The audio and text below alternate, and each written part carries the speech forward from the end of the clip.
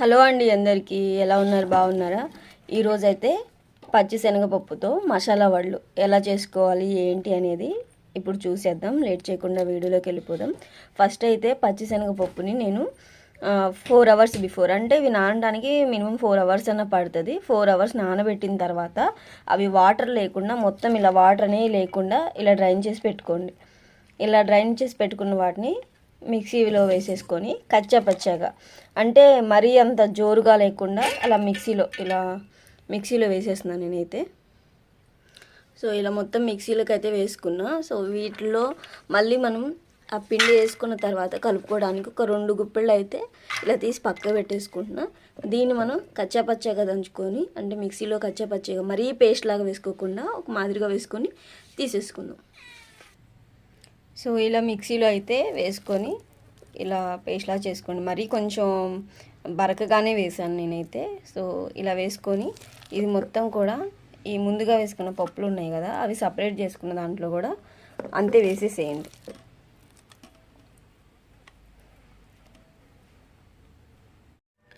So ఈ శనగపప్పును అయితే ఇలా పేస్ట్లా చేసుకున్నాం. ముందు పచ్చిపప్పు ఇలా తీసి పెట్టుకుంటే ఏంటంటే మనకు వడలు వేసేటప్పుడు అవి పంటి కింద తగులుతూ చాలా టేస్టీగా ఉంటాయి అన్నమాట.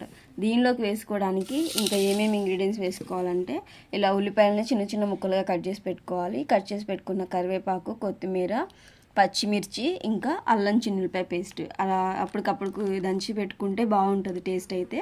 సో ఇవన్నీ కూడా నేను ముందుగానే రెడీ చేసుకున్నా. ఇవన్నీ కూడా ఇందులో యాడ్ చేసేద్దాం. సో దీనిలోకి ఉప్పు వేస్తున్నా,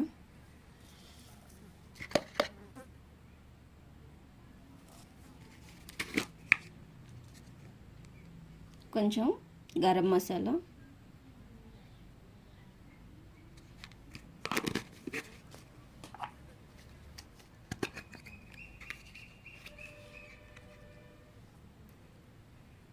ధనియా పౌడర్,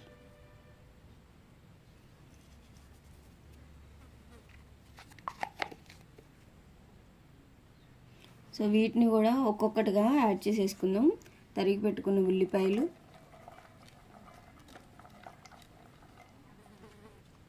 ఇంకా కొత్తిమీర, కట్ చేసి పెట్టుకున్న కరివేపాకు, పచ్చిమిర్చి. ఈ స్పైసీ ఎక్కువ ఉన్నాయి కాబట్టి నేను ఎక్కువ వేయలేదు. ఇంకా అల్లం చిన్నులపాయ పేస్ట్. ఇవన్నీ కూడా వేసేసి మొత్తం కలుపుకోవాలి.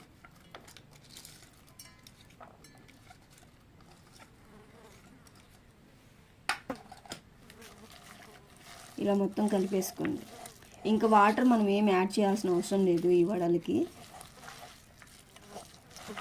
ఆల్రెడీ దీంట్లో ఉంటుంది కాబట్టి నీటి చెమ్మ కంటెంట్ సరిపోతుంది. ఇంకా వాటర్ ఏమి యాడ్ చేయాల్సిన అవసరం లేదు దీంట్లోకి.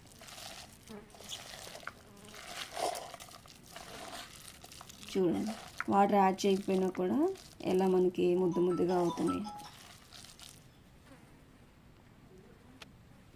సో ఇవన్నీ వేసేసుకొని ఇలా కలిపేసుకొని పెట్టుకున్నాను నేను.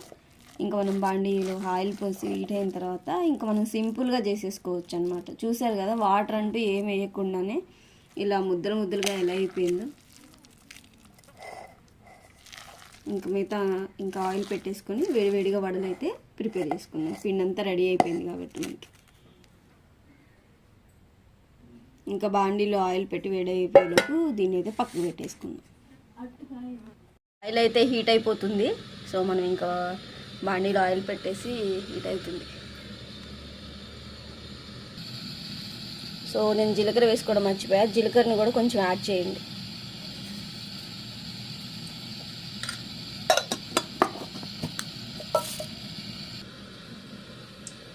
సో ఇలా ముద్దలాగా తీసుకోండి. ఇలా ముద్దలాగా తీసుకొని ఇలా చేతిపైన, మరీ అంత పలుచగా కాదు, అలా అని మరీ అంత మందంగా కాదు, సింపుల్గా ఇలా చేసేసుకోవచ్చు అన్నమాట. ఇలా తీసుకున్న తర్వాత ఇలా తీసేసుకోండి. ఆయిల్ హీట్ అయిందా లేదా అని చెక్ చేసుకుని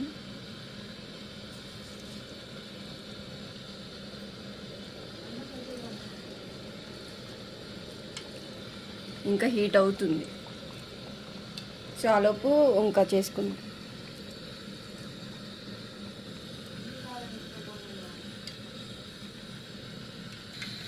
సో ఇలా సింపుల్గా క్విక్గా చేసేసుకోవచ్చు అనమాట. ఇలా చేయడం కూడా చాలా సింపుల్గా ఉంటుంది. మనం ఎలాంటి తడి యాడ్ చేసుకోవాల్సిన అవసరం లేదు.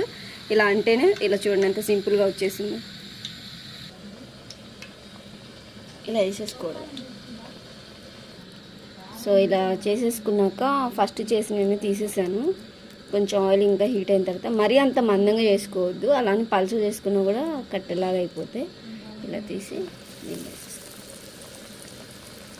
మనకి తడి కూడా ఎలాంటి తడి యాడ్ చేయకుండానే సింపుల్గా వచ్చేస్తున్నాయి చూడండి.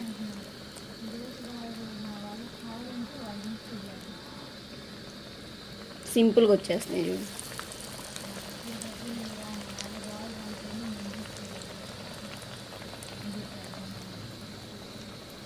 వడలు అసలు ఇవి మనం పప్పుచారులో కానీ అలా నంచుకోవడానికి కూడా బాగుంటాయి. స్నాక్స్ లాగా కూడా బాగుంటాయి.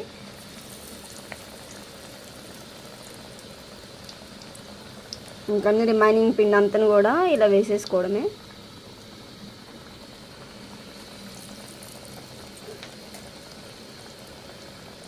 సో ఇలా కాలినప్పుడు ఇంకా రెండోసారికి టర్న్ చేసుకోండి. మరీ ఓవర్గా రెడ్గా మాడిపోయినట్టుగా చేసుకున్నా బాగోదు.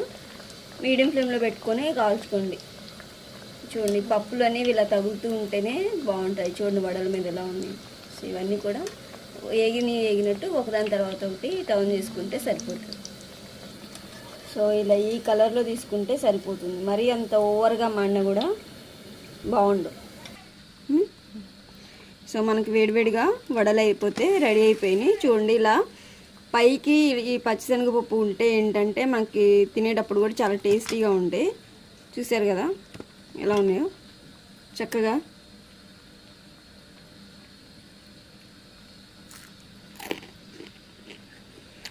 చాలా టేస్టీగా ఉంటాయి. డెఫినెట్గా మీరు కూడా ట్రై చేయండి.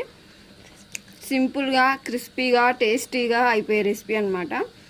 చాలా చాలా బాగుంది. ఇంకా ఎందుకంటే ఆలస్యం, వీడియో నచ్చితే లైక్ చేయండి, షేర్ చేయండి, సబ్స్క్రైబ్ చేసుకోండి. Thank you for watching.